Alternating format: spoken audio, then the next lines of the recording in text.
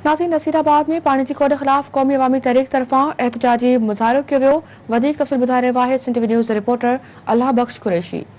नसीराबाद में क़ौमी अवामी तहरीक पारां ज़राई पानी की खोट खिलाफ एहतजाजी मुज़ाहिरो कियो वियो। नसीराबाद तालुके जी अरथर शाख, चिंजणी शाख, मुंदर शाख, खुआड़ शाख ऐं मुंदरवाह समेत केतिरियुनि शाखुनि में मुसलसल पानी की खोट बरक़रार आहे। एहतजाजी मुज़ाहिरो कियो वियो आहे। अचो मालूम करियूं संदन कहिड़ा मुतालबा आहिनि। साईं, नसीराबाद में हिन वक़्त ताईं पानी न पए थो आहे ऐं जुलाई महीनो थो हले पियो। जेकॾहिं पाणी असांखे फौरी तौर ते नथो मिले त नसीराबाद तालुके जी लखे एकड़ जेका ज़मीन आहे उहा नसीराबाद मां जेको अरथर वाह वञे थो पियो, इहो पोइ हिते गाजी खुआड़ ताईं हिन जी आबादी कंदो आहे।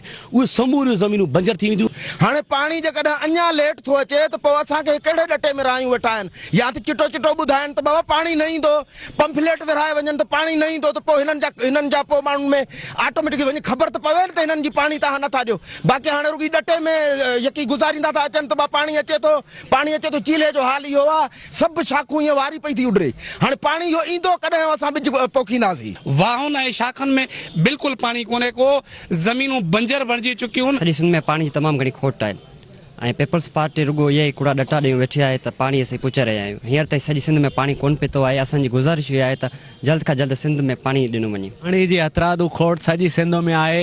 हिकु पासे एतिरी महांगाई थी वई आहे, ग़रीब हारियुनि ऐं मज़दूरनि जो जीअण जंजाल आहे। ॿिए पासे पाणी जी खोट करे अञा बदहाली पैदा कई थी वञे। जी तव्हां ॿुधो त हिननि जो इहो ई मुतालबो आहे त बिना देर ज़रई पाणीअ जी खोट ख़तमु कई वञे, पाणी बिना देर फराहम कयो वञे, जीअं बंजर बणजंदड़ हज़ारे एकड़ ज़मीन बची सघे, उते आबादी थी सघे।